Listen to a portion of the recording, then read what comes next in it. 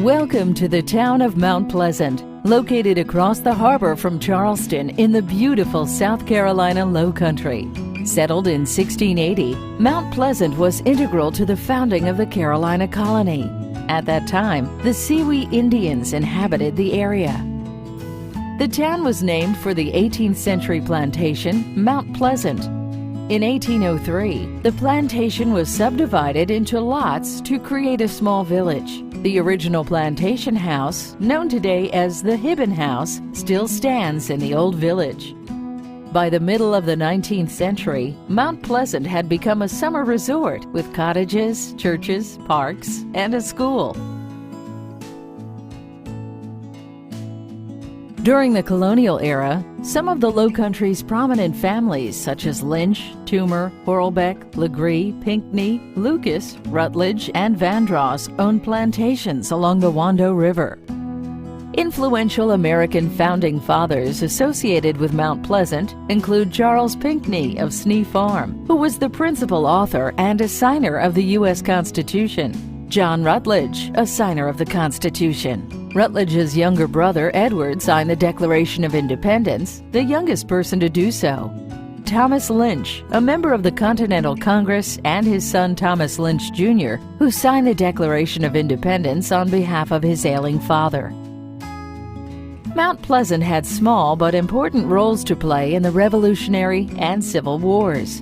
Battle of Sullivan's Island hero, General William Moultrie, encamped at Hadrill's Point, where he directed the construction of the famed Palmetto Fort on nearby Sullivan's Island, the site of the first Patriot naval victory.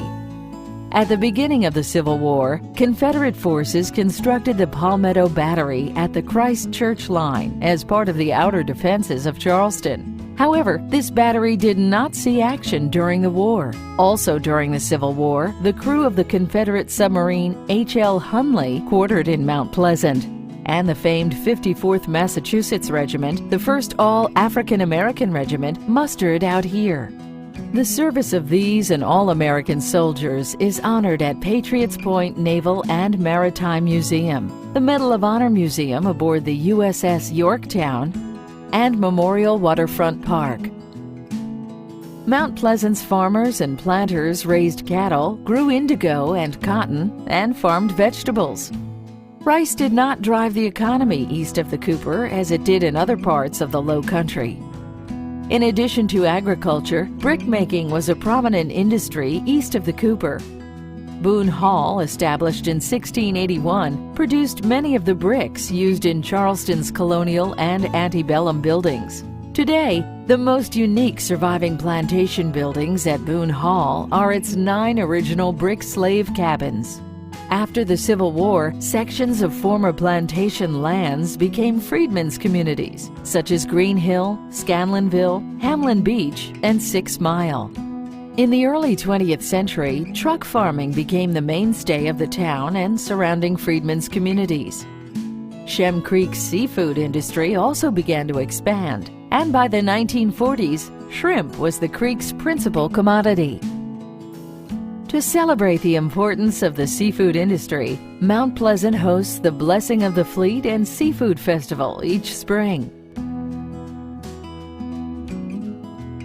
In the 1930s, enterprising African-American basket makers began to make and sell sweetgrass baskets in roadside stands along U.S. Highway 17. These coiled baskets, originally made by enslaved people on plantations, are still made and sold today. To honor the contribution of basket makers to its heritage, the town built the Sweetgrass Cultural Arts Pavilion at Memorial Waterfront Park and helped sponsor the annual Sweetgrass Cultural Arts Festival each June.